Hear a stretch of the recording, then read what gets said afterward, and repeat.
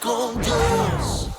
Y comenzamos con el verso 28 para que usted lo marque en su Biblia, ya sea digital o física, y dice: uno de los escribas que los había oído discutir y sabía que Jesús les había respondido bien, se acercó y le preguntó: ¿cuál es el primer mandamiento de todos? Y Jesús le respondió: El primero de todos los mandamientos es: oye, Israel, el Señor nuestro Dios, el Señor uno es. Y amarás al Señor tu Dios con todo tu corazón, con toda tu alma, con toda tu mente y con todas tus fuerzas. Este es el principal mandamiento, y el segundo es semejante: amarás a tu prójimo como a ti mismo. No hay otro mandamiento mayor que estos. Entonces el escriba le dijo: bien, maestro, es verdad lo que has dicho, que Dios es uno y no hay otro fuera de él. Y amarle con todo el corazón, con todo el entendimiento, con toda el alma y con todas las fuerzas. Y amar al prójimo como a uno mismo es más valioso que todos los holocaustos y sacrificios. Jesús, viendo que había respondido sabiamente, le dijo: no estás lejos del reino de Dios. Después, ninguno se atrevió a hacerle más preguntas. Ahí termina la cita. Prácticamente Jesús estaba terminando la entrevista con todos estos personajes, ¿verdad? De esta manera, haciendo énfasis en algo que hasta el momento no había sido escuchado, quizás, ¿verdad? Lo que Jesús está planteando aquí es un mandamiento superior, y lo que les está dando a entender a las personas a su alrededor es la importancia de poner toda su atención, y en el caso también la nuestra, ¿verdad?, en Dios por encima de todo y por encima de todos. Dejo aquí abierta la palestra para que puedan aportar. Yo creo que es bien desafiante, ¿verdad? Todos tenemos tantas ocupaciones diarias y siento que a veces, en mi caso, ¿verdad?, la maternidad, el trabajo, mi relación con mi esposo, puede sin querer, o sea, de una forma, como diríamos, ocupar el primer lugar en mi corazón, y yo solita me tengo que hablar y ubicarme nuevamente, ¿verdad? Y eso se logra cuando uno pues lee la palabra de Dios, cuando tiene esos tiempos donde asigna ya con anticipación de que voy a tener un tiempo a la mañana y a la noche donde me voy a orar con mi Padre, y ahí es donde una parte de mí se da cuenta que tal vez durante el día hubo otras cosas que ocuparon ese primer lugar. Y nuestro primer lugar siempre tiene que ser el Señor, y es bien complicado, ¿verdad? Es complicado en la vida moderna actual. Sin embargo, creo que debe ser nuestra prioridad, porque Él es como cuando cargamos el celular, que lo enchufamos y te llena de carga el celular. Lo mismo con nosotros. Si nosotros nos enchufamos a Él, pues es como que nos da la paciencia y el amor para ejercer todas las demás obligaciones que tenemos como personas que vivimos en este mundo.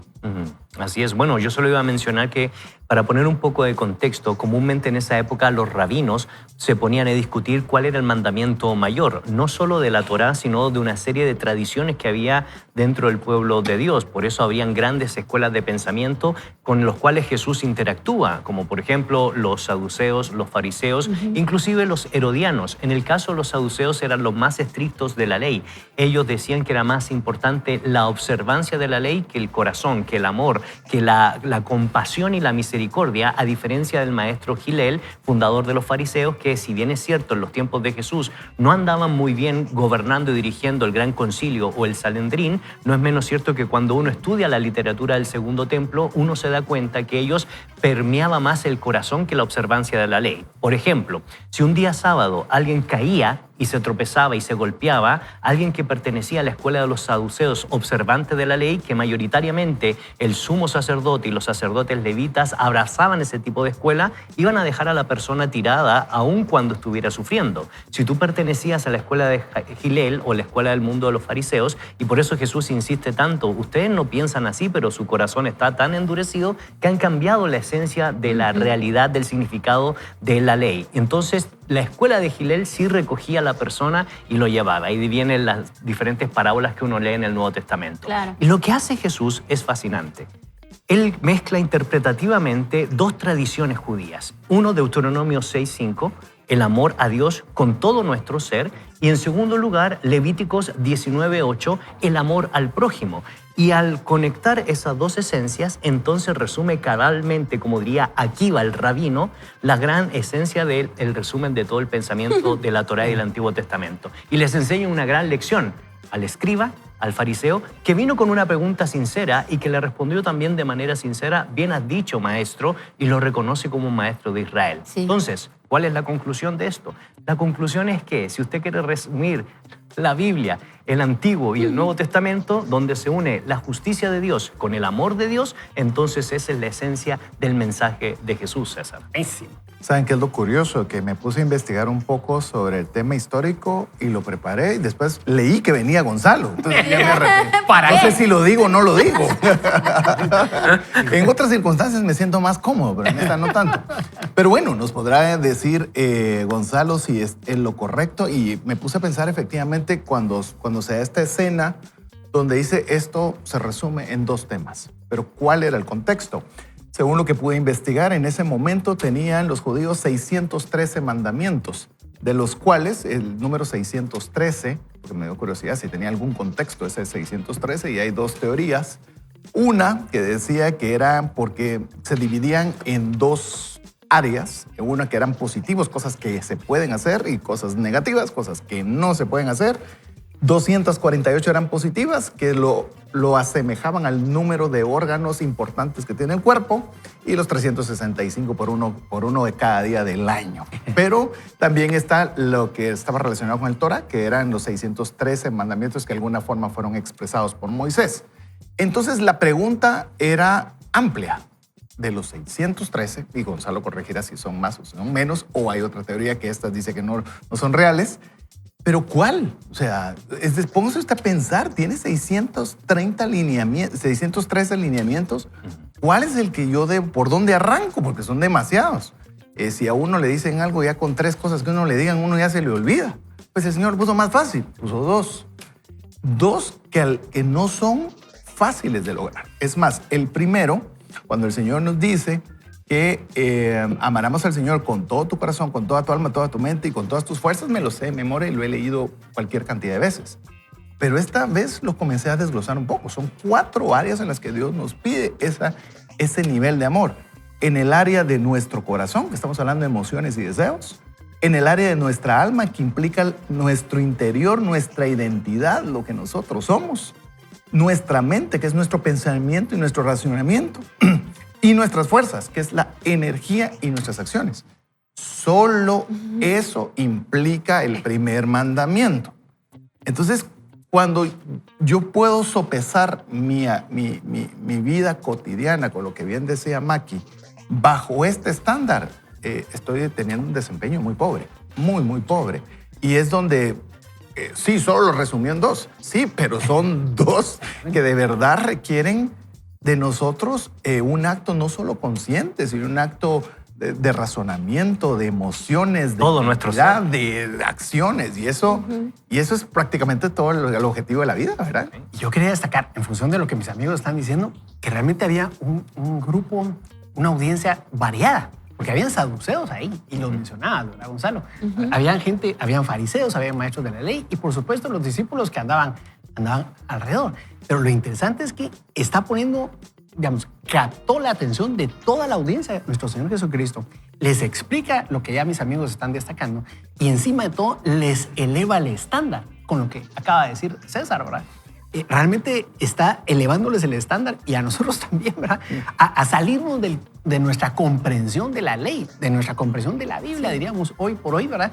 Y salirnos significa muchas veces empezar a entender, a creer las cosas de una manera distinta, y por supuesto aceptar los retos y vivirlos y ponerlos en práctica de una forma, de un enfoque distinto, porque ya el poner a Dios, ¿verdad? El amar al Señor tu Dios con todo tu corazón, con toda tu alma, con toda tu mente, con todas tus fuerzas, implica más que solamente decir, sí, yo soy cristiano. Ahora, yo quisiera clarificar lo que planteó César porque es muy importante. Habían 2 grandes tradiciones. La tradición que decía que esas 613 leyes era el resumen de todas las leyes que se expresan en el Decálogo y que reúnen tanto las leyes que están en Levítico como en la segunda ley del Deuteronomio. Pero después del cautiverio, con las escuelas rabínicas, un grupo de rabinos comenzaron a desarrollar otras 613 leyes, que eran una serie de normativas, como yo explicaba, que estaban centradas más que en la observancia y no tanto en el corazón. Por eso lo que hace el Señor Jesucristo es increíble, ¿verdad? Mezclar estas dos esencias y romper con ese tradicionalismo que no estaba transformando el corazón de las personas, con ese tradicionalismo que realmente no estaba afectando el caminar y el peregrinar de los individuos. Por eso, en este debate es importante mencionar estas escuelas de pensamiento y el público, como tú decías, Asdrúbal, porque él, en primer lugar, dice, sí, la ley es importante, pero no se olviden que el corazón permea más y esto parte desde la perspectiva de un amor profundo al Creador y eso, por extensión, se debe de ver reflejado en las acciones concretas por el prójimo. Es impresionante, digamos, que Jesús pueda, en 2 frases, ¿verdad?, derribar y simplificar todo el pensamiento y ser, pues, pareciera simplista, pero tan profundo. Porque realmente cuando nosotros hablamos de que debemos amar a Dios con todo nuestro corazón, quiere decir que debe ser el número 1. Pero después cuando nos dice que debemos amar al prójimo de la misma debemos amar a Dios y debemos amar con todo nuestro corazón, toda nuestra mente, yo digo, la verdad que es difícil, porque entonces quiere decir que todas las decisiones que salgan de nuestro corazón y todo tienen que ser guiadas por esa premisa de que Dios tiene que estar primero. Y ahí es donde de la teoría a la actividad diaria se vuelve un poco difícil. Porque si yo le tengo que hablar a mis hijos como les hablaría a Jesús, le tengo que tratar a mi esposo como Jesús lo ve, entonces ya todo cambia, ¿verdad? Y si yo tengo que trabajar a los trabajadores que trabajan conmigo con ese mismo respeto y ese amor como hija de Dios y su reflejo de Él, entonces ya las responsabilidades diarias toman otra acción. Entonces, yo creo que eso es lo que nosotros tenemos que meditar, ¿verdad? ¿Qué lugar ocupa Él en nuestra vida? Porque a veces pareciera que las mujeres no somos así, porque dicen que nosotras revolvemos todo como alambres. Y Hombre, que los hombres ¿cómo tienen crees? casitas. No, para nada. Jamás. Pero a Nadie ha veces dicho. también nosotros hacemos como la iglesia en un lado, el trabajo en otro, la casa en otro. Segmentamos. Y la realidad es lo que Jesús está diciendo, que en tus acciones, en tus palabras, en la forma en que tú le demostras a las demás personas, Dios tiene que ser el primero y se tiene que reflejar eso. Y yo creo que con lo que estaban diciendo, obviamente nos enfocamos en estos 2 elementos claves que Jesús nos pone, y creo que ya describí por lo menos cómo veo del estándar de que tenemos que tener de amor a Dios. Pero el segundo, donde nos dice que amemos al prójimo como a nosotros mismos, es enorme. O sea, también es un estándar bien alto, pero no sé si se dan cuenta que es muy inferior al primero. Porque muchas veces nosotros, amarnos a nosotros mismos, no somos los mejores en cuanto a raciocinio, emociones, identidad, pero y es un estándar bien alto. Es decir, al menos el afecto que tengo por mi persona, por lo que tengo, debería reflejarlo en mi prójimo. Pero eso todavía, si bien es cierto, es alto, no es ni comparable con lo que el estándar que nos pone Jesús para poder amar a Dios. Y yo creo, esa es mi opinión, y ustedes, amigos, me lo podrán confirmar o diferir de opinión, esto no es posible por nuestras fuerzas. Esto no es posible por nuestras fuerzas. Por más que diga Maki que va a segmentar y yo voy a segmentar y vamos a en la mañana y en la noche, yo creo que necesitamos, le voy a decir de una forma muy sencilla, necesitamos del Espíritu Santo que esté con nosotros constantemente, ayudándonos a llegar a este estándar. Y no es por llegar porque tengamos una norma, como estábamos viendo las 613 más las nuevas 613 que mencionó Gonzalo, sino por amor. Es que porque de veras queremos tener una relación con Dios, queremos que Él sea todo de nuestra vida, no solo que nos ayude en nuestros problemas, no solo que nos genere ingresos, recursos y cosas, sino que nosotros podamos tener esa relación como cuando nosotros estamos felices con nuestro cónyuge, con usted que está con su novia, que está feliz de llegar, no está viendo qué saca, cómo hace, sino disfruta de su presencia. Y yo creo que ahí es donde se vuelve viable este nuevo estándar. Sí, ¿no? Yo solo quería agregar, en función de esa reflexión, tan importante el primer punto y no demeritamos el segundo, porque esa es la consecuencia de trabajar el primero con ayuda del Espíritu Santo y indudablemente bajo una dimensión sobrenatural. Y es que cuando uno analiza la personalidad del ser, del hombre, de la mujer, el Señor lo que pide es cuidado del corazón, es decir, el centro del control debe andar bien. En segundo lugar, el alma, la vida consciente en sí misma. En tercer lugar, la mente, la capacidad de que lo que estamos pensando se vea reflejado en nuestras acciones concretas. Y finalmente, con todas las fuerzas. Y cuando se menciona aquí, el autor bíblico está usando un término que tiene que ver con el uso corporal, es decir, nuestro corazón, nuestra mente y nuestro físico debe honrar, debe amar con profundidad al Señor para que eso sea el fiel reflejo de nuestro amor al prójimo. Y es interesante porque el texto hebreo en Deuteronomio 5 no presenta la palabra toda nuestra mente y Jesús la agrega. Llama mucho la atención. La pregunta es ¿por qué la agrega? Porque Él está diciendo a los saduceos y a los escribas que tenían diferentes opiniones respecto al uso de la mente, del ser, del cuerpo, del alma y del espíritu, una lección fundamental. Todo lo que somos, todo lo que tenemos y todo lo que creamos es producto de la gracia de Dios y por lo tanto es digno de toda adoración con todo nuestro ser. ¿Y cómo se ve reflejado esa adoración? Cuando tenemos un profundo amor, compasión, gracia y misericordia con el prójimo. Excelente. Ahora, solo quisiera agregar algo antes de invitar a toda la comunidad virtual a que hagamos una oración. Y es que esto que estamos viendo hoy puede ser que sea primera vez que usted lo escucha. Puede ser primera vez que usted tiene delante de usted un principio tan fundamental como el enfocar todo nuestro ser en Dios. Y ¿sabe por qué podría ser esto una batalla compleja para nosotros hoy? No solo leerlo o escucharlo por primera vez, sino más bien porque todo está diseñado a nuestro alrededor para que ocupe nuestro primer lugar. Cualquier cosa, cualquier situación, cualquier persona. Todo está diseñado. Usted vea a su alrededor y se va a dar cuenta de esto.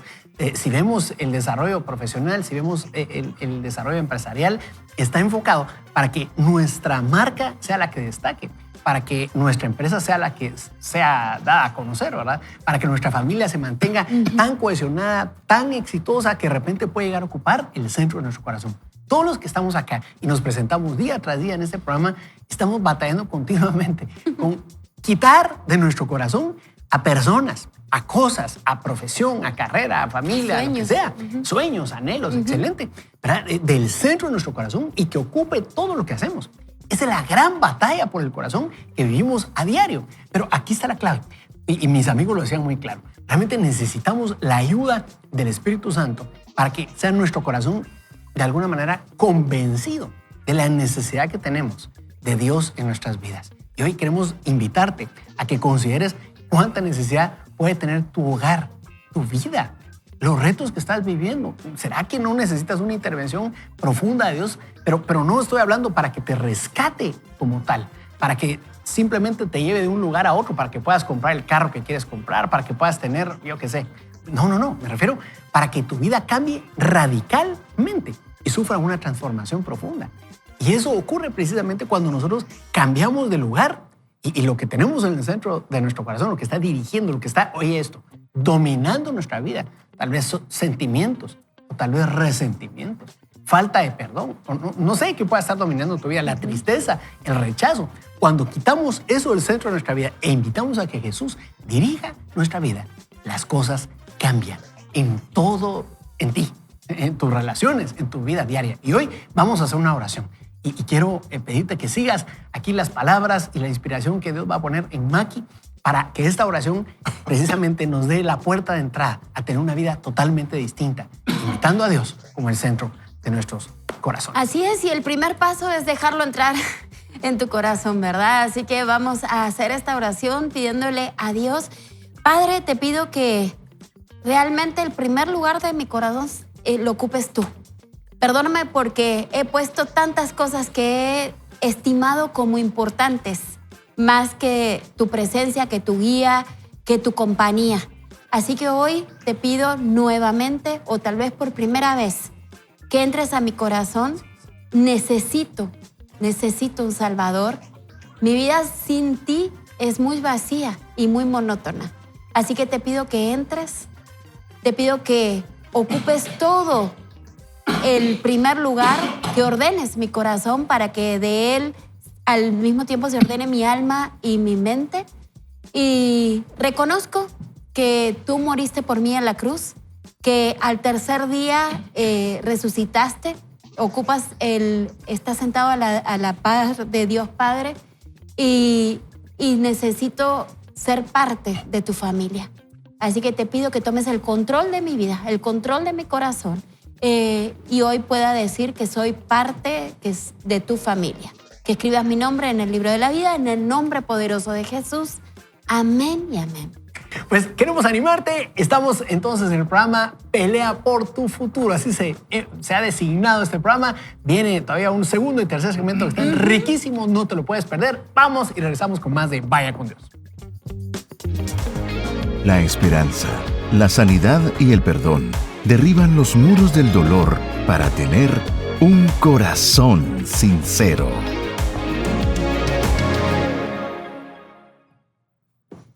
Así es, así que continuamos con la lectura de este libro y vamos a ir a un segmento que dice Sigue escalando.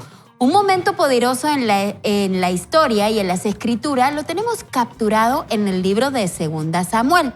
David guió a sus hombres a lo que ahora se llama Jerusalén para luchar contra los residentes fuertes y poderosos.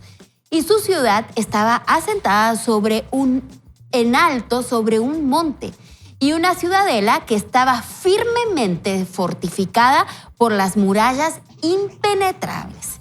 Confiados en que ningún enemigo tendría éxito a la hora de atacarles, los enemigos se burlaban de David y sus hombres y nunca conseguirán llegar hasta aquí. Pero David descubrió su debilidad. Un túnel de agua. Ordenó a sus hombres que golpearan subiendo por esa canaleta y sorprendiendo al enemigo al otro lado. La estrategia de David fue un éxito y la fortaleza de Jerusalén fue capturada. Esto lo leemos en 2 Samuel 5, versos del 6 al 10. La importancia de este evento es que fue el momento en que la ciudad de Jerusalén comenzó a existir. Fue capturada por el pueblo de Dios y ungida para un propósito profético. Lo que más me asombra de esta historia es que David pudo haberse conformado. Podía haberse quedado satisfecho con reinar finalmente sobre todo Israel en la ciudad de Hebrón. Podía haberse sentado en su trono y, ¿saben qué? Descansar. Pero algo en él le llamó a subir más. Un sueño permanecía aún sin cumplirse. Pudo oír en su corazón a Dios decir, el lugar donde estás no es tu destino final. Verás, muchos años atrás, justo después que David mató a Goliat, hizo algo extraño. Llevó la cabeza del gigante, manchada de sangre, aquella escena, ¿verdad? Aquella escena en ayunas para muchos, ¿verdad? Me lo imagino clavándole en la punta de una lanza, dice aquí el autor, y poniéndola justo en las afueras de las murallas sobre una colina.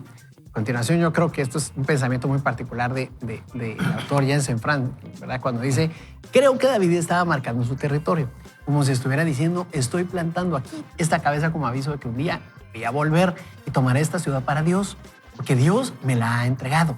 Tengo fe para ello. Años después, mirando fijamente a las mismas murallas de esta impenetrable ciudad, creo que David debió haber recordado ese impulso en su corazón. Él sabía que había un lugar mayor en el que estaba. Lo recordó y actuó. David y sus hombres estaban destinados a tomar esta ciudad. No era simplemente algo que querían hacer, sino una orden que venía directamente del trono de Dios. Al igual que David, Dios te está llamando a un lugar más alto que en el que estás. Dios no ha destinado que tu matrimonio o tu familia esté en conflicto. No ha destinado que tu relación se rompa. Él te ha destinado para la reconciliación. Dios te ha destinado para la victoria sobre tu matrimonio, sobre tu familia y sobre tus relaciones. Escuche muy bien lo que dice el autor. La voluntad de Dios es que tu familia esté unida. Él quiere derribar muros que han causado división. Él quiere reconciliar las diferencias. Él quiere que ames como si nunca te hubieran herido. Dios te está llamando a un lugar más alto que en el que puedas estar. Los jebuseos habían levantado una fortaleza. De hecho, entre paréntesis, así esta era la región, ¿verdad? Era Sión, era la ciudad de la fortaleza de Sión, que está arriba del valle de Ela, donde se había enfrentado David y Goliat. Por eso está siendo tan específico aquí Jensen Franklin, el autor del libro, porque está tratando de describir cómo había tenido ya una anécdota en su vida David con Goliat, ahí cerca, y ahora estaban conquistando esta ciudad que estaba tomada, o esta fortaleza que estaba tomada por los jebuseos. Repito entonces, los jebuseos habían levantado una fortaleza y derrotarlos no sería tarea fácil. A lo largo de su historia, los hijos de Israel habían oído las leyendas de los jebuseos. Eran guerreros, eran potentes, eran feroces, eran poderosos.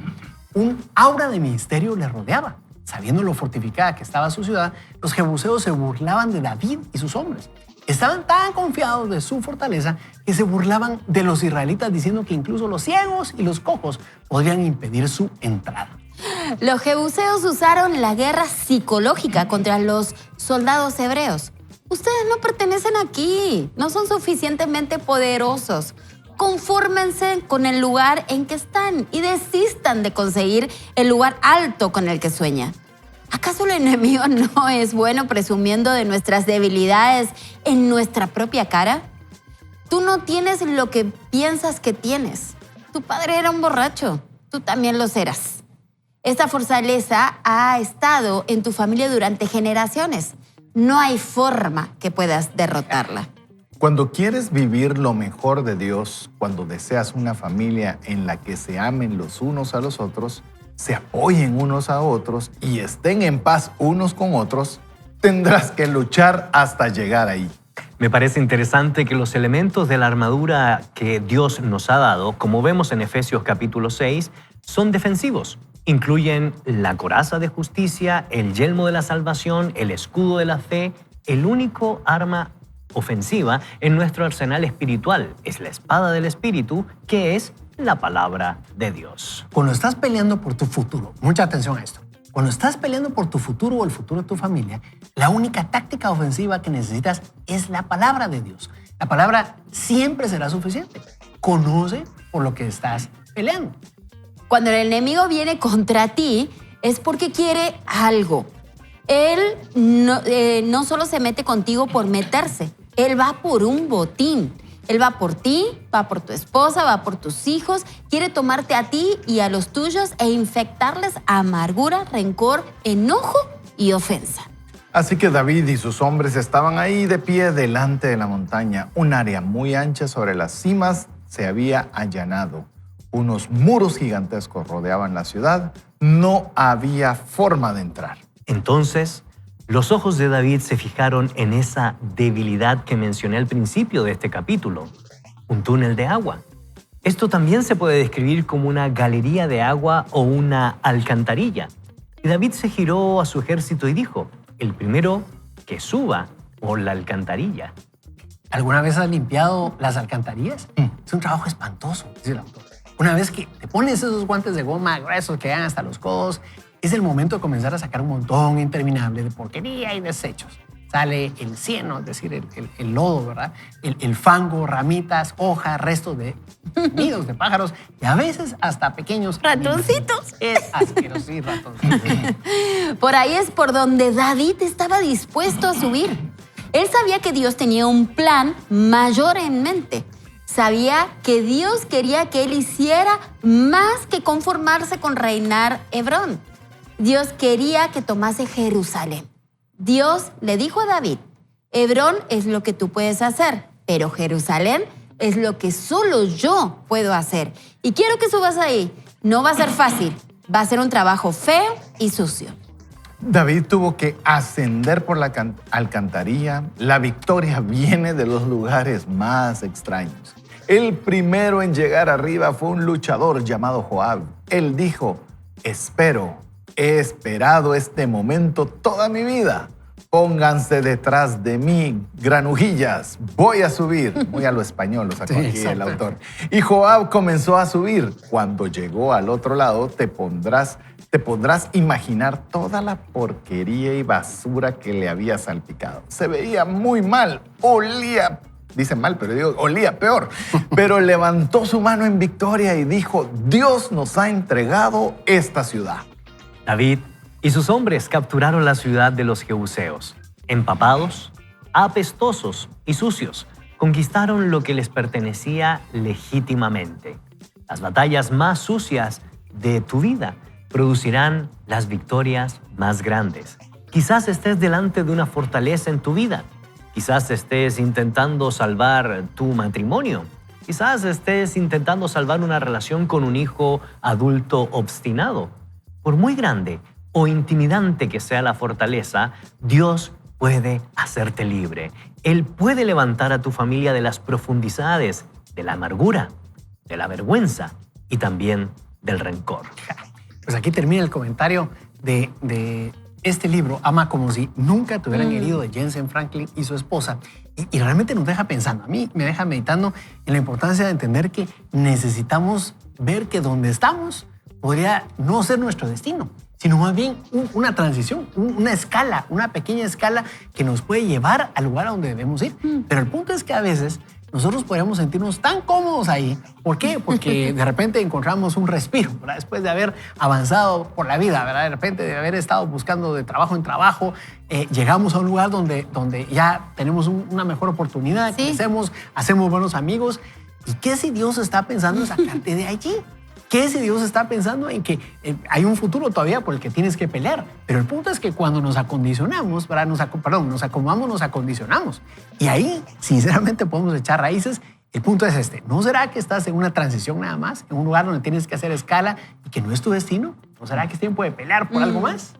Yo creo que, miren, tiene que ver mucho cómo se llama el libro, ¿verdad? Ama como si nunca te hubieran herido. Porque tiene que ver con un corazón sano. Cuando un corazón está sano, puedes soñar, ¿verdad? Cuando un corazón está sano, se abre a esperanza y a... Tiene más claridad. Exacto, tiene más claridad y tiene deseos, ¿verdad? Entonces se une después tu identidad, que era lo que decía César en el primer segmento, y entonces cuando viene el ataque del enemigo, pues tú le respondes al enemigo, pues yo soy hija de Dios y puedo con todo, ¿verdad? Y voy por ello. Pero muchas veces la falta de sueños o de aspiraciones y todo puede venir de un corazón muy dañado, ¿verdad? De un corazón que cree que se merece lo que le está pasando o que cree que no da para más. Entonces creo que la vida siempre, el Señor te va poniendo en la vida muchas señales y oportunidades que tú tienes que ser muy sensibles a entender que se están abriendo nuevas puertas. Y que tienes que tener la valentía, porque cuando no solo son los sueños, sino la valentía de ponerte en acción, porque Dios no va a hacer todo. Dios te pide que tú hagas una parte y Él va a hacer la parte que tú no puedes hacer. Entonces creo que empezaría por tener un corazón sano, ¿verdad? Que quiera soñar, que tenga anhelos, que tenga deseos de progresar, de buscar nuevas oportunidades, tanto como para mí o para mi familia, sanando primero mi corazón. Y ahí van a venir los sueños.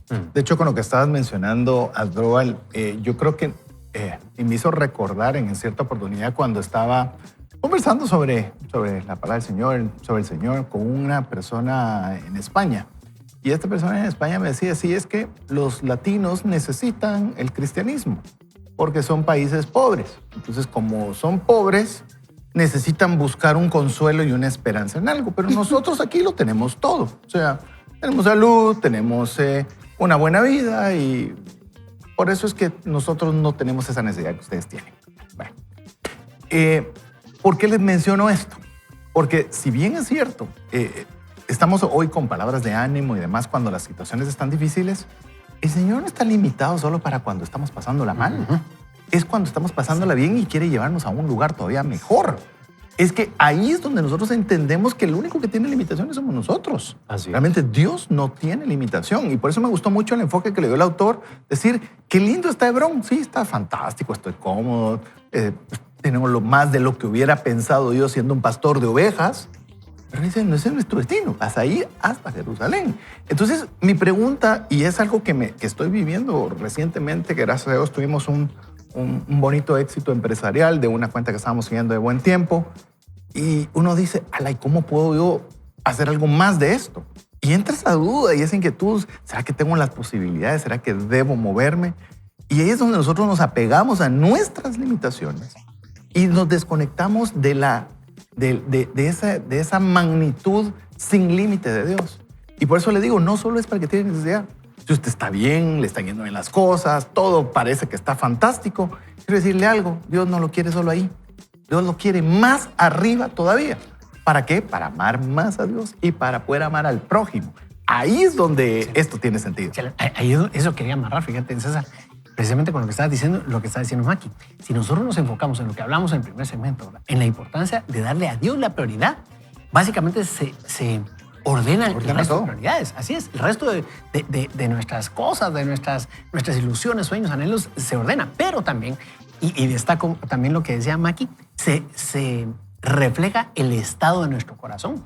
Porque podría ser que, digamos, una alteración en nuestras prioridades podría ser causa por eso, porque nuestro corazón está lastimado, herido. Pero lo más complicado es eso. Desde nuestra perspectiva podemos ver lo que necesitamos, ¿verdad?, lo que queremos y poder ver únicamente como en un pequeño, no sé si alguno, no, de seguro que ustedes no, ¿verdad? Acabo de cometer una infidencia a mi edad, pero algunos de ustedes recordarán aquellos visores que habían antes, ¿verdad?, que uno se ponía para ver únicamente discos con fotografías. Uy, eso sí está viejo, eso sí está Eso sí. Ahí sí no opino porque yo no había nacido. Aquí se están riendo todos de mí. Pero bueno. Espero que Pero tú solo te... Pero si no sos tan grande, yo no sé de dónde Yo sí yo lo disfrutaba, ¿verdad? Y se metían los discos de diferentes fotos de escenas, de algunas caricaturas, y uno iba observando uno por uno. Pero cuando uno se lo ponía, esa era la gran diferencia. Para mis amigos jóvenes de hoy en día, tal vez podría ser equiparable al efecto de realidad virtual. Pero es relativo, porque realmente uno está viendo lo que puede ver a través de esos pequeños dispositivos. El tema es este. Cuando nuestros corazones están impactados, afectados y no han sido tratados, nuestras prioridades más fundamentales, incluso como la que destacaba César y lo que platicamos en el primer segmento, de que Dios sea lo primero en nuestras vidas, está alterado. Entonces, otras cosas podrían ser lo que esté dirigiendo nuestras vidas y complicar más la escena. Pero solo quería traerlo a colación porque creo que si nosotros volvemos a poner a Dios como el centro, podemos ver que posiblemente Dios nos quiere llevar a otro nivel, sacarnos de ahí, solamente estar un tiempo en donde estamos, por entrenamiento, por preparación, por equipamiento, y entonces avanzar a otro lugar. Y sabes que tiene que ver al final con un tema de actitud. Y también de reconocer que Dios no solo habla en las ciudades altas, sino también en el valle de la sombra, donde nos quiere la analogía completa. Exactamente. ¿Por qué? Porque cuando tú estudias el concepto de los lugares altos en el Antiguo Testamento y la cultura del cercano oriente, lo que significaba era poder, magnificencia. Lo que significaba era poder hacer adoraciones a las deidades del antiguo cercano oriente o a Yahvé, nuestro Señor. Lo que significaba era fortaleza. Entonces todos querían tener esa seguridad. Todos apostaban llegar a esa seguridad, inclusive pasarse los procesos para poder llegar a esa seguridad. Todos querían tener la fortaleza de Masada, pero no se olvide, los romanos comenzaron a construir una explanada hasta llegar a la fortaleza de Masada y fue destruida porque estaban confiando en sus propias fuerzas, en las murallas y en que creían que tenían el control completo y total por el solo hecho de vivir en los lugares altos. ¿Saben qué? Desde abajo los romanos fueron construyendo. No se olviden cómo el estanque de Siloé se convierte en un estanque de vida, porque cuando uno analiza todos los sistemas de alcantarillado de Jerusalén son fascinantes, porque hacía que el agua se circulara y el estanque obviamente recibía agua fresca. Por eso hay tantas metáforas del agua viva en el Nuevo Testamento. ¿Por qué? Porque se había hecho en la ciudad de David un sistema de drenaje de las aguas tan relevante que impactaba a las demás ciudades de la cultura del antiguo cercano oriente. Por eso ellos utilizaron esas cloacas que salieron todos podridos, putrefactos, hediondos en extremos, ¿verdad? Porque no era algo bien diseñado, no era bien tratado. Y aún así, Dios obró en medio de la oscuridad, de la suciedad, del dolor, de la amargura, del rencor. ¿Para qué? Para que su nombre sea glorificado. Y esto lo digo, ¿por qué? Porque hay que aprender la importancia de reconciliarnos con Dios, de amarlo con toda nuestra mente, con todo nuestro corazón, con todo nuestro ser, como aprendíamos en el segmento. ¿Para qué? Para poder establecer esas fortalezas que nos permiten, no nosotros, sino tener buenas relaciones con el prójimo. Y esto creo yo que es importante, queridos amigos, y me parece a mí que necesitamos orar para que podamos comprender que todo reino dividido contra sí mismo quedará asolado y una casa dividida contra sí misma se derrumbará. Posiblemente usted esté teniendo problemas familiares. Posiblemente usted esté queriendo resolver todos los conflictos que hay habidos y por haber desde la fortaleza. Y quizás hay que ir abajo para ver cuál es la raíz del problema. Orarle al Señor y pedir sabiduría para que todo se pueda restaurar. Como dijo el autor, nosotros, tanto el autor, estamos seguros que su familia van a volver a unirse en la medida en que pongamos nuestra mirada en el autor y consumador de la fe. Su nombre es Jesús. Señor, yo quiero orar en estos momentos por todos aquellos que hemos pasado por el valle oscuro, por la sombra, donde sentimos que no hay esperanza y no hay sentido en la vida, donde hay matrimonios destrozados, donde hay familias destrozadas, donde hay relaciones interpersonales que están socavadas en su esencia. Y ayúdanos, Señor, a entender que en medio del dolor, en medio de la falta de unidad, en medio de la podredumbre humana, tú estás obrando. Tu gracia y tu misericordia se está manifestando. Y te pedimos, Señor, que nos ayudes a poner nuestra mirada en ti, para que sepamos que desde abajo tú también construyes, para que podamos llegar tarde o temprano a la fortaleza. Y comprender que la fortaleza al final del día no son las murallas, sino que eres tú, la esencia de la vida. Y por eso oramos en el nombre de Jesús. Amén, amén y amén. Amén. Qué rico poder orar. Nosotros queremos invitarle a que no termine su sintonía con nosotros, sino más bien espere el tercer segmento porque aún seguimos con Vaya con Dios. Vamos y regresamos. Vaya con Dios.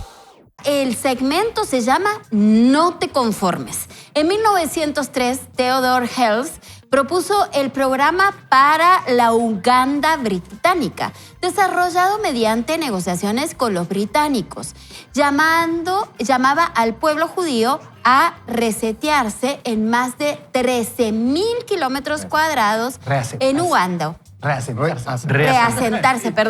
Reasentarse en más de 13,000 kilómetros cuadrados en Uganda, África, ahora el Kenia de nuestros días. Este programa era el plan B. El plan A era que los judíos recuperasen su tierra santa.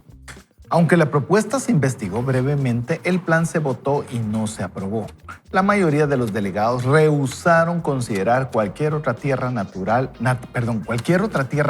judía que no fuera la tierra de Israel, su tierra prometida. Cuando el plan fue rechazado, Lord Arthur Balfour rechazó completamente la resistencia de los judíos perseguidos para realojarse en una zona segura en África. Fue así cuando un hombre llamado David Ben-Gurión finalmente tuvo éxito a la hora de establecer la independencia del Israel moderno. En 1948, la Asamblea General de las Naciones Unidas, apoyada por los Estados Unidos y la Unión Soviética, acordó la creación del Estado de Israel. Ben-Gurión emitió la declaración de independencia de aquel país. Pongan mucha atención a esto. Esta es prácticamente la aplicación de esa analogía. Al enemigo le gusta ofrecernos un plan B. Él quiere que nos conformemos, que nos quedemos en nuestro sitio. Quiere impedirnos soñar a lo grande. Nos dará todo tipo de razones por las que no deberíamos creer más para nuestra vida.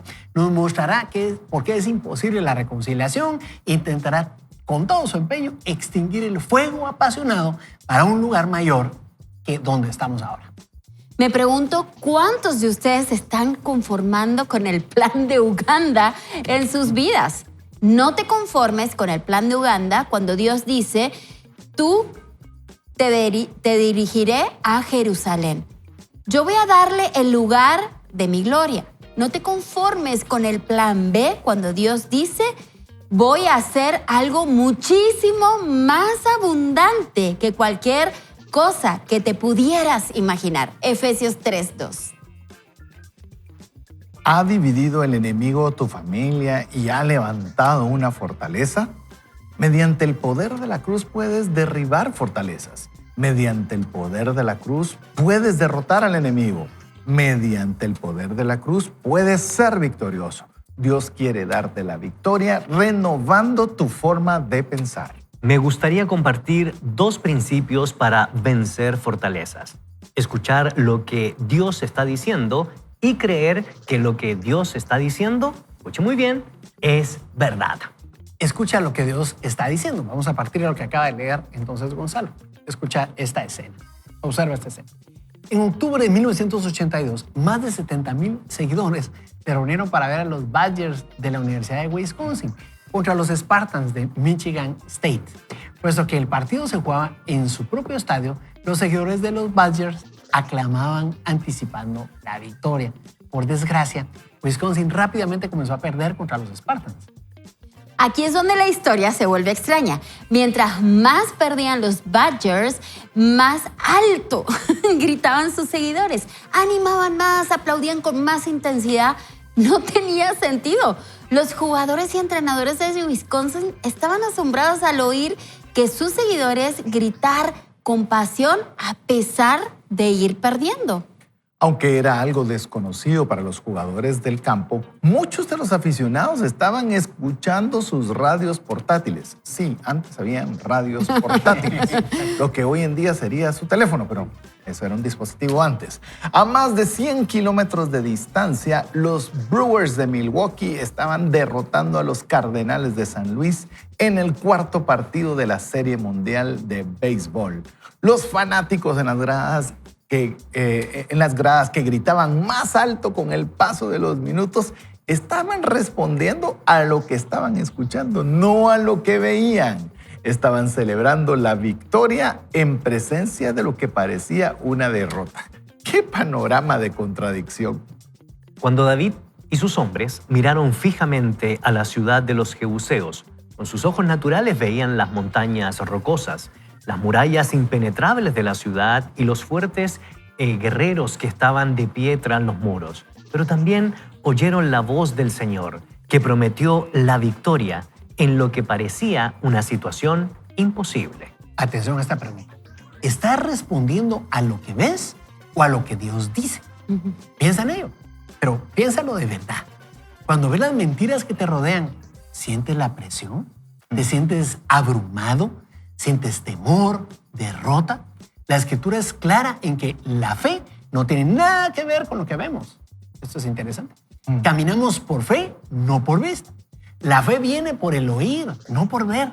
Así es como podemos estar arriba en un mundo abajo. ¿Estás respondiendo a lo que ves o a lo que Dios dice?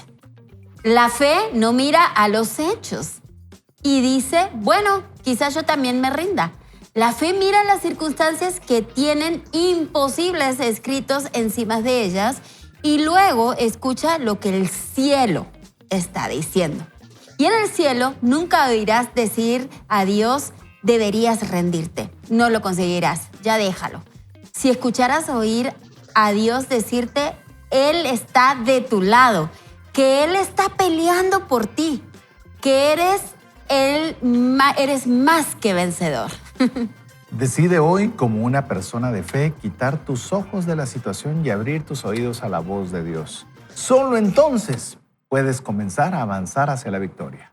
Pablo escribió, no perdáis, pues, vuestra confianza, que tiene grande galardón, porque os es necesaria la paciencia para que, habiendo hecho la voluntad de Dios, obtengáis la promesa. Porque aún un poquito, y el que ha de venir vendrá, y no tardará, mas el justo por fe. Y si retrocediere, no agradará mi alma. Pero nosotros no somos los que retroceden para perdición, sino de los que tienen fe para preservación del alma. Hebreos capítulo 10, del 35 al 39. Me encanta esta frase. Pero nosotros no somos de los que retroceden. Tú no eres débil. Tú no estás apaleado. Tú no estás derrotado. Tú eres fuerte. Tú eres poderoso. Tú eres un vencedor. Cree lo que Dios dice, no lo que sientes o lo que dictan tus circunstancias. Y vamos a otra historia que nos va a ilustrar esto. En 1886, Walter George batió el récord mundial de la milla al correrla en 4 minutos y 12,75 segundos. Nadie la corrió tan rápido durante 30 años. Después, en 1923, un atleta finlandés llamado Paavo Nurmi rebajó 2 segundos. Ese récord mundial se mantuvo intacto durante 8 años. Después de eso, el tiempo siguió acortándose de segundo en segundo, pero se difundió el mito sobre que no era posible bajar a los 4 minutos. De hecho, se dijo incluso que algunos médicos informaron que era físicamente imposible. Sin embargo, un hombre escogió no creer la mentira. Roger Bannister batió el récord por primera vez en la historia de la humanidad cuando corrió la milla en 3 minutos con 59 segundos.4. Aunque estoy seguro de que hubo muchos atletas sobre los que no oyes hablar hoy día que creyeron que era imposible correr la milla en menos de 4 minutos, fue Bannister quien realmente lo hizo. Él desafió las probabilidades, creyó que podría suceder y trabajó y entrenó y practicó y se sacrificó para poder ser quien batiera el récord. Qué ejemplo tan poderoso de lo que ocurre cuando consigues tener una nueva mentalidad. Por si aún no lo sabías, la vida es una escalada a un monte, de camino al lugar, propósito, destino o lugar alto que estés intentando alcanzar en la vida. Va a ser necesario que escales. Yo he visto en mi propia vida que tener éxito en el matrimonio, la familia, las relaciones y caminar espiritualmente es una subida cuesta arriba. Dios está buscando escaladores. Los escaladores son personas dedicadas. Afrontan riesgos, miran a las montañas que parecen insuperables y aceptan la tarea de Dios de subir y conquistar esas montañas en su nombre. Anímate y mantente en la pelea. Buenas noticias, Dios ya ha ganado. Así termina de manera magistral el autor esta parte, estamos comentando el libro, pero yo sí quiero destacar algo. Realmente, quiero destacar algo antes de lanzar una pregunta a mis amigos y cambiarle un poquito el giro a lo que hemos estado conversando. Realmente, el libro se llama Ama como si nunca te hubieran herido. Y seamos realistas. En el diario vivir, muchas veces nosotros amamos limitados por la manera en que nosotros fuimos creados, por la manera en que nos hirieron, como bien lo destacaba Maki en el segmento anterior, y somos limitados por muchas razones. Y podríamos estar pensando que ya amamos a Dios lo suficiente, o amamos a Dios con todo nuestro corazón, o amamos a las personas, o estamos saliendo de nuestra comodidad con una perspectiva clara. Pero aquí el autor, en esta última porción que leímos, nos está retando a cambiar nuestra manera de pensar, inspirado en lo que la Biblia nos enseña al respecto.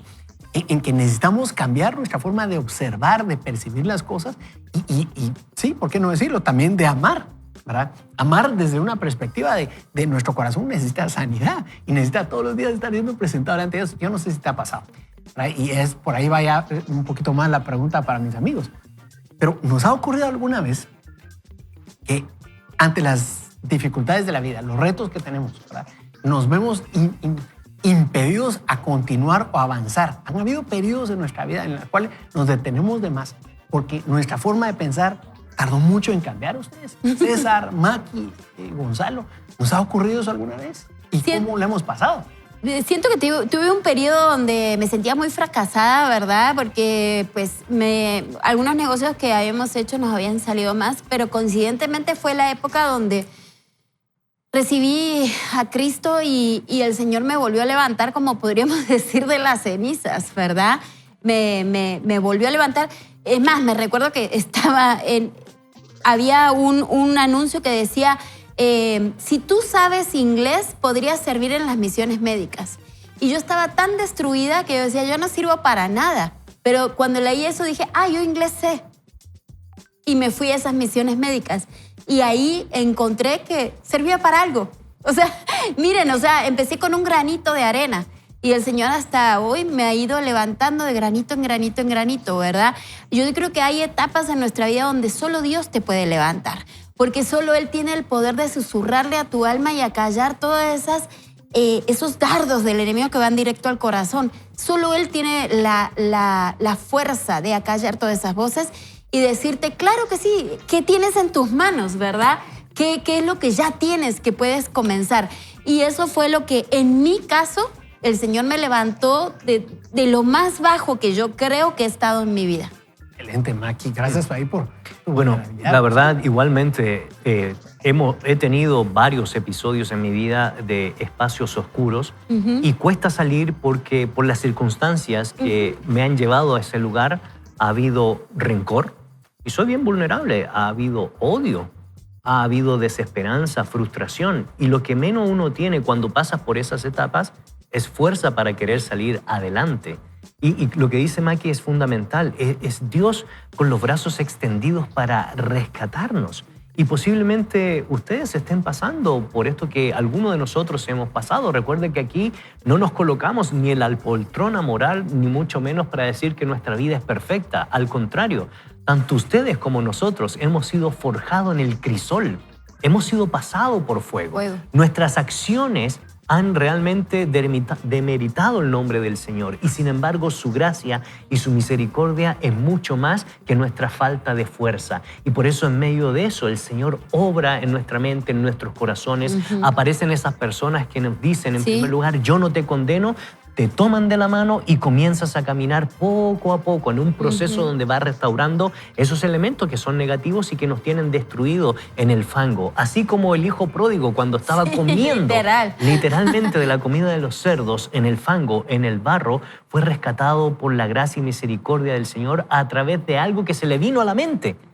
Y lo que se le vino a la mente fue algo tan sencillo como si los jornaleros de la casa de mi padre tienen la ración diaria del alimento, ¿por qué yo no puedo obtener por lo menos esa ración producto de mi trabajo? No regreso como hijo, sino simple y sencillamente regreso como un trabajador. ¿Y sabes lo que hace el Padre? Reivindicar el corazón, reivindicar la mente y darte identidad aun cuando estemos en medio del dolor, César. Ahora, solo una pregunta antes de darte el espacio. No. Una pregunta, Gonzalo.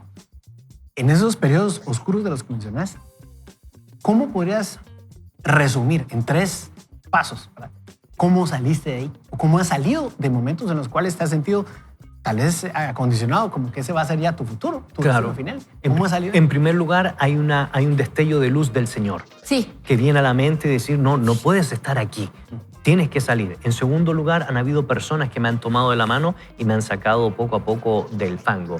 Y en tercer lugar, he estado dispuesto a iniciar un proceso para restaurar esas cosas que son negativas y que yo las entiendo y las confieso que son negativas, que no me permitían poder acrecentar. El destello de luz que viene del Espíritu Santo. En segundo lugar, esas manos que te ayudan a salir. Y en tercer lugar, someterse a un proceso.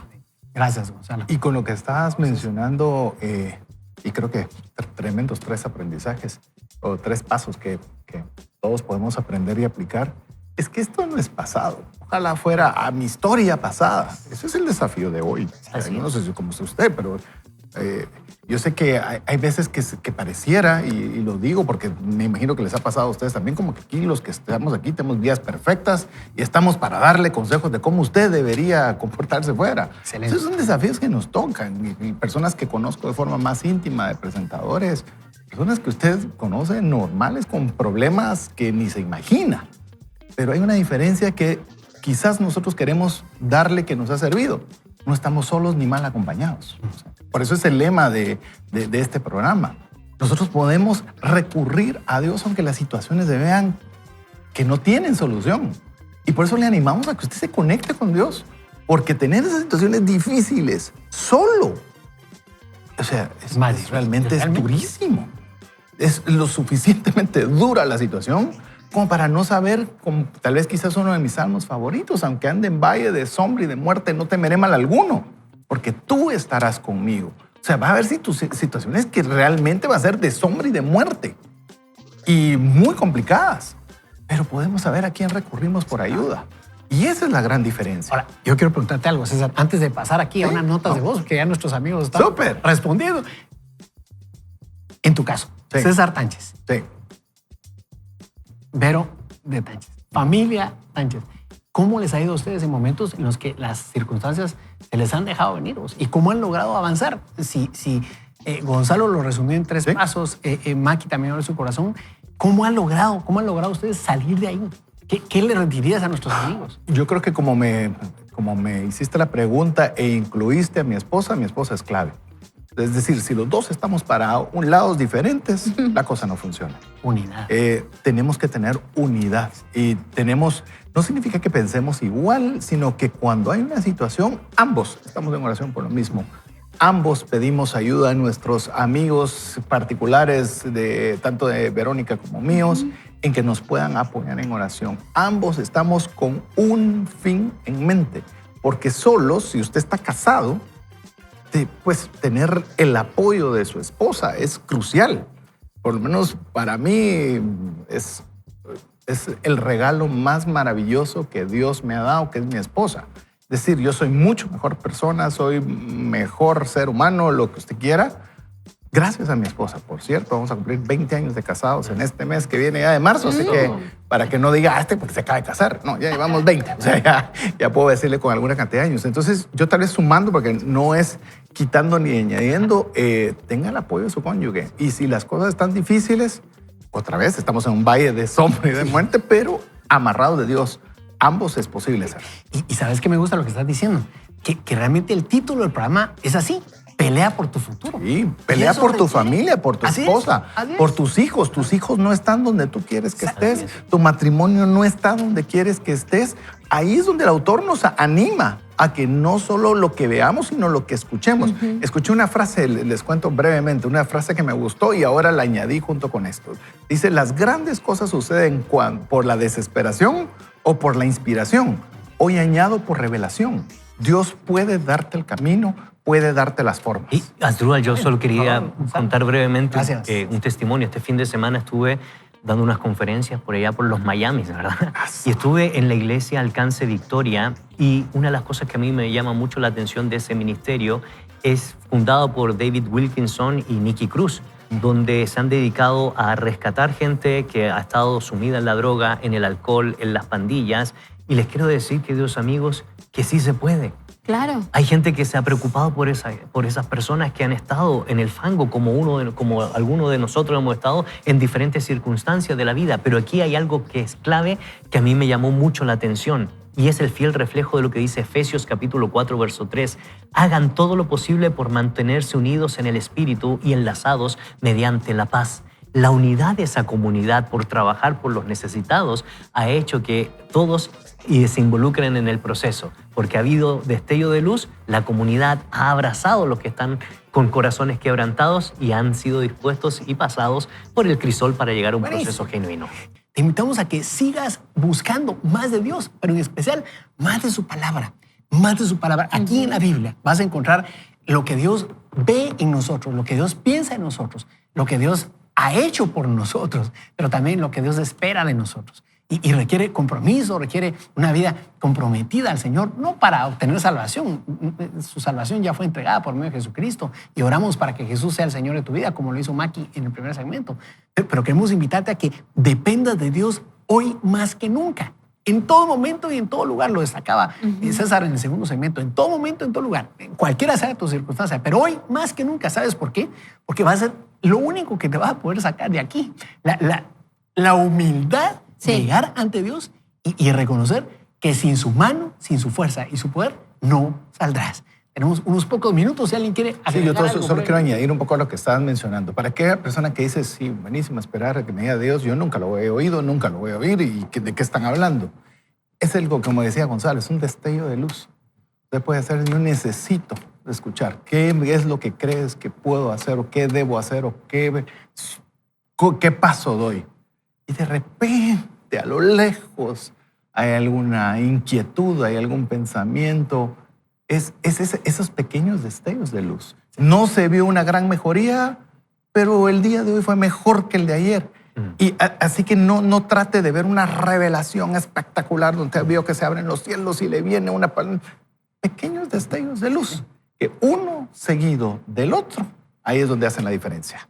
Yo te recordaría que tienes todo lo necesario para enfrentar lo que estés enfrentando y que simplemente tienes que recordar que Dios está contigo y que esto pronto pasará. Una de las cosas importantes que reflexionamos el día de hoy fue que estamos en un mundo fragmentado y craquelado. Falta de unidad matrimonial, falta de unidad de las relaciones interpersonales, falta de unidad como nación en nuestros pueblos en América Latina. Y saben que la reconciliación no es fácil. Requiere humildad, requiere tiempo y requiere paciencia. Pero como usted y nosotros queremos ser guiados por el Espíritu Santo, es importante que nos podamos deshacer de ese poder destructor de las heridas del corazón y la ausencia de perdón. Y por lo tanto iniciemos un proceso, como ya hemos dicho, para experimentar el destello de luz que proviene del Padre, para ser rescatado por aquellas personas que están dispuestos a amarnos aún en medio de nuestras circunstancias complejas de la vida. Y en tercer lugar, iniciemos un proceso de restauración para poder llegar a los lugares altos. Y no para ufanarnos de esos lugares altos, sino para saber que es Dios el que nos tiene ahí y nuestra meta es llegar a ser como Él, nuestro Señor Jesucristo. Excelente. ¿Qué tal si oramos? Cierra tus ojos ahí donde estás y digámosle con humildad al Señor: te necesitamos, Dios nuestro. Necesitamos tu intervención poderosa en nuestras vidas. Yo te pido en el nombre de Jesús que nos permitas ver y entender que el lugar donde estamos no es nuestro destino final. Estamos cansados, tal vez abrumados, saturados, pero seguimos para adelante. Nuestra fe no desmaya. Tú eres nuestra fuerza, nuestro aliento y quien nos domina. Gracias, Señor. En tu nombre oramos, Jesús. Amén y amén. Tenemos mucho más contenido que compartirle. Usted ya lo sabe. Le invitamos hoy a que no vaya solo ni mal acompañado, sino más bien ¡vaya con Dios! Hasta mañana. Vaya con Dios.